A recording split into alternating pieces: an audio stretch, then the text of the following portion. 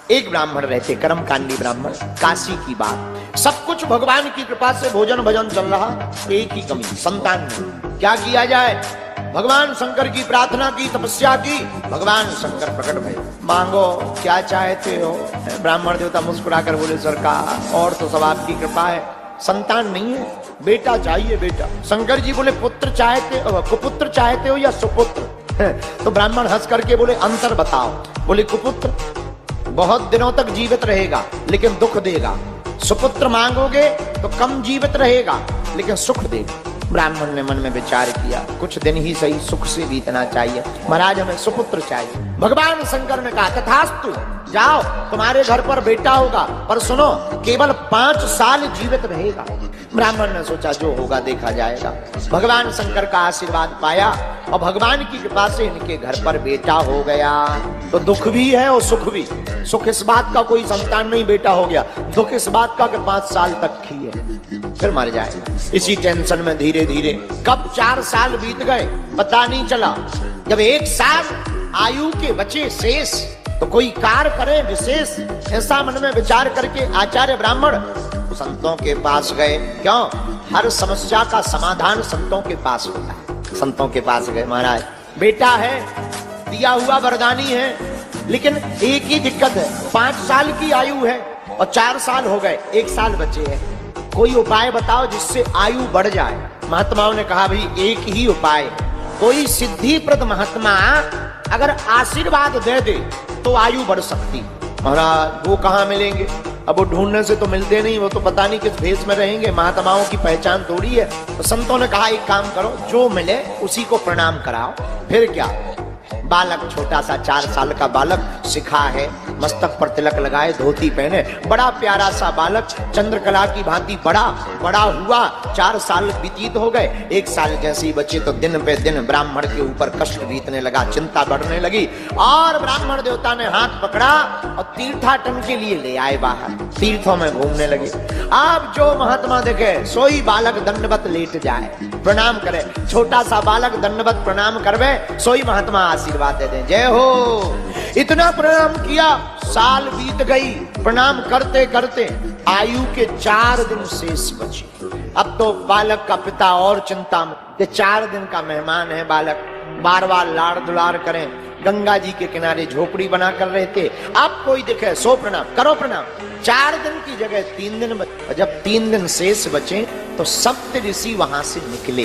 किस्मत की बात, सप्त ऋषि जैसे ही निकले तो तुरंत वह बालक जाकर के सप्त ऋषियों के सामने दंडवत प्रणाम करके लेट गया। नन्हे से बालक का यह स्वभाव देखकर मुनियों ने कह दिया, जाओ चिरंजीवी हो, चिरंजीवी हो। जहां इतना कहा सोई उस बालक का पिता ब्राह्मण रोने लगा, फबक फबक कर। क्या बात, क्यों रो रहे हो? कुछ गड़बड़ है? बालक की तबीयत ठीक है? महाराज हम तो ठीक है, बालक भी स्वस्थ है। आपने वचन दे दिया कि जाओ चिरंजीवी हो, पर ये बालक ज्यादा दिन का मेहमान नहीं है, 3 दिन का मेहमान है। हमें कैसे पता? महाराज वरदानी है, देवता ने वरदान दिया था, हमें पता है। सप्त ऋषि बोले, महाराज अब तो फंस गए। एक दूसरे का मुंह देख के बोले, अपन ने कह दिया चिरंजीवी हो, चिरंजीवी हो, 3 दिन में ये दबक जाएंगे, अपना वरदान विफल हो जाएगा। धीरे से ब्राह्मण बोला, महाराज हमें बालक की कम टेंशन है, तुम्हारे वचनों की ज्यादा है। अगर तुम्हारे वचन फेल हो गए तो कौन तुम पर भरोसा करेगा, सब गड़बड़ा जाएगा। महात्मा बोले, एक काम करो, अब वचन विफल नहीं होने देंगे, अपना बालक हमें दे। ब्राह्मण ने बालक दे दिया। बालक लेकर के वह सप्तऋषि चले, ब्रह्मा जी के पास गए। सप्तऋषि बालकों को छिपा लिया। सप्तऋषियों ने पहले ब्रह्मा जी को प्रणाम किया, सप्तऋषियों ने सीताराम कहा, आशीर्वाद दिया और बालक का तुरंत हाथ पकड़ करके आगे कर दिया। और जैसे ही बालक ने प्रणाम किया तो ब्रह्मा जी भी बोले उठे, बड़ा प्यारा बालक है, चिरंजीव हो जा। जैसे ही ब्रह्मा जी ने कहा चिरंजीवी हो, चिरंजीवी हो, सप्तऋषि ठहाका लगा के बोले, जय हो। ब्रह्मा जी बोले, इतने खुश क्यों हो? इस बालक को हमने चिरंजीवी का आशीर्वाद दे दिया, इतने प्रसन्न क्यों हो?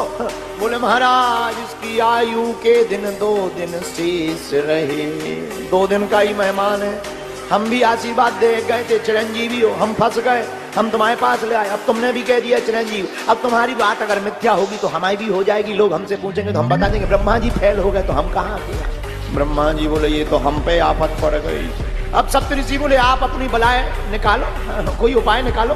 क्या उपाय है? ब्रह्मा जी बोले अब इस बालक को बचाने का एक ही उपाय है। क्या? भगवान शंकर वही इसके भाग्य के लिखे को मिटा सकते हैं। सप्तऋषि बोले अब चलो। शिवलोक गए, ब्रह्मा जी को देखकर शंकर जी खुश हो गए। ब्रह्मा जी ने प्रणाम किया, सप्तऋषियों ने प्रणाम किया और ब्रह्मा जी ने हाथ पकड़कर बालक को भी सामने दंडवत प्रणाम करने के लिए लिटा दिया। और जैसे ही लिटा दिया, भगवान शंकर ने कहा चिरंजीवी हो, चिरंजीवी हो, चिरंजीवी हो। ब्रह्मा जी बोले जय हो। सप्तऋषि पीछे से बोले और जय हो। शंकर जी बोले मामला क्या है? तो ब्रह्मा जी बोले महाराज जिस बालक को आपने अभी आशीर्वाद दिया चिरंजीवी हो, आयु का 1 दिन शेष है। शंकर जी बोले किसका बालक? शंकर जी ने गौर से देखा, अरे ये तो हमारे ही वरदान का दिया हुआ है। सप्तऋषि बोले फिर तो और मुबारकबाद, आपका बेटा है, आपका ही आशीर्वाद है, फिर तो पकड़ो, अमानत संभालो, छोड़ दो। यानी छोड़ दिया। सप्तऋषि ब्रह्मा जी चले गए। भगवान शंकर ने उपदेश देकर के बालक को उपाय बताया, बिल्वपत्र चढ़ाओ, मंत्र का जाप करो। अब वो बालक 1 दिन आयु के शेष, बिल्वपत्र उठावे, शिवलिंग पर चढ़ा। दिन बीत गया, शाम का समय हुआ और काल रूपी यमराज फंदा लेकर के आ गया। गले में फांसी का फंदा डाला, बालक फड़फड़ाने लगा, पर बिल्वपत्र चढ़ाना नहीं छोड़ा। जब शरीर में पीड़ा ज्यादा बढ़ गई, शिवलिंग से बालक लिपट करके रोने लगा।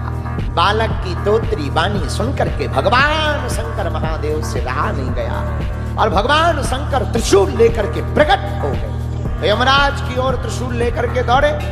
क्या है ये? महाराज बालक की आयु पूरी हो गई, हम यमराज हैं, आपका बनाया हुआ नियम है, आप संहार के देवता हैं, आपने नियम बनाया है कि जिसकी आयु पूर्ण हो जाए उसे जीने का अधिकार नहीं है, बालक को जीने का अधिकार नहीं है। 5 साल पूरे हो गए। शंकर जी बोले एक बात बताओ, इसे 5 साल की आयु का आशीर्वाद किसने दिया? यमराज बोला आप ही ने, और आप ही ने दिया इसीलिए तो हम लेने आए। शंकर जी बोले तो हिसाब हमारे हिसाब से होगा कि तुम्हारे हिसाब से होगा?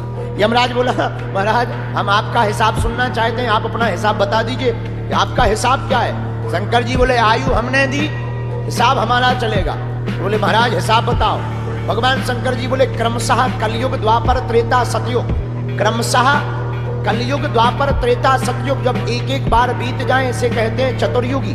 और ऐसे चतुर्युगी चारों युग जब 71 बार बीतते हैं तब एक मनवंतर होता है, और ऐसे जब 14 मनवंतर बीत जाते हैं तब एक कल्प होता है। ब्रह्मा जी की आयु में बीतत कल्प अनेक, 10 ब्रह्मा बीते बने तब शंकर का दिन एक। और भगवान शंकर जी यमराज को हिसाब किताब लगाते हुए बोले उठा पेन कागज, उठा डायरी। यमराज ने पेन लिया, कागज लिया, बोलो महाराज। शंकर जी बोले लिखो ऐसे दिन के मास गिन, ऐसे दिन के मास गिन, मासों के पुनि वर्ष, ऐसे 5 वर्ष ही रहे बालक यह पृथ्वी पर साहर्ष।